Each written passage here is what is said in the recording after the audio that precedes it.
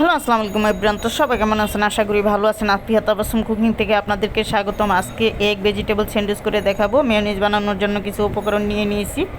তো ব্লেন্ডারে আমি সবগুলো উপকরণ দিয়ে দিলাম, শুধু তেল ছাড়া।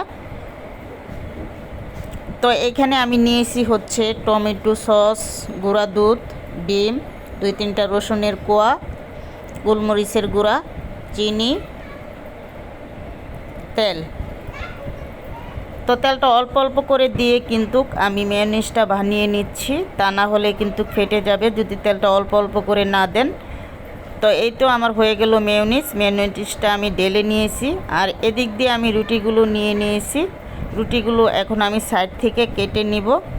তো অফ ক্যামেরাতেই কিন্তু আমি রুটিগুলো কেটে নিয়েছি। আর রুটির সাইডের অংশগুলো আমি রেখে দেব, পরবর্তীতে এগুলো দিয়ে আমি ব্রেড বানিয়ে নেব। তো একটা ফ্রাই প্যান বসিয়ে দিলাম রুটিগুলো ভাজার জন্য। তো রুটিগুলো আমি হালকা ভেজে নিব। তো এক সাইড হয়ে গেছে, আরেক সাইড উল্টিয়ে দিচ্ছি।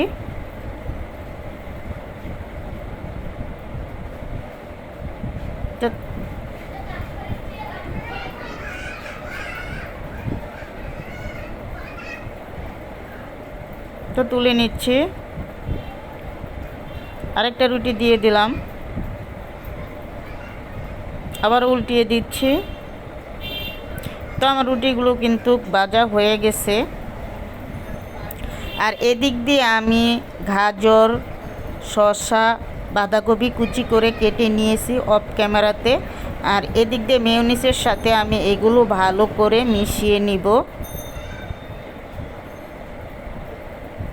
তো মিশিয়ে নিচ্ছি। আসলে এক হাতে মোবাইল, আরেক হাতে মিশাতে খুবই কষ্ট হয়, তারপরও আপনাদের জন্য ভিডিও বানাই। যদি আপনারা লাইক, কমেন্ট, শেয়ার, ফলো না দেন তাহলে কিন্তু মনটা খুবই খারাপ হয়ে যায়।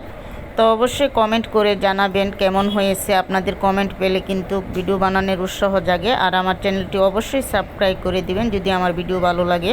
তো এদিক দিয়ে আমি ডিমগুলো সিদ্ধ করে কুচি করে নিয়েছি অফ ক্যামেরাতেই। এদিক দিয়ে একটা রুটি দিয়ে দিলাম।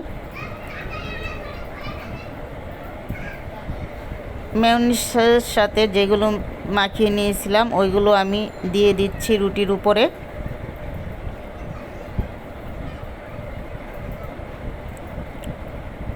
তো দিয়ে দিলাম ডিম।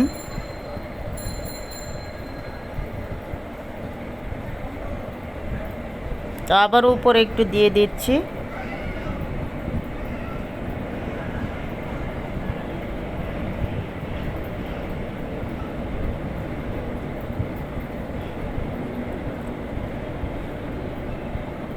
তো আবার উপরে রুটি দিয়ে দিলাম, দিয়ে একটু চাপ দিয়ে দিলাম।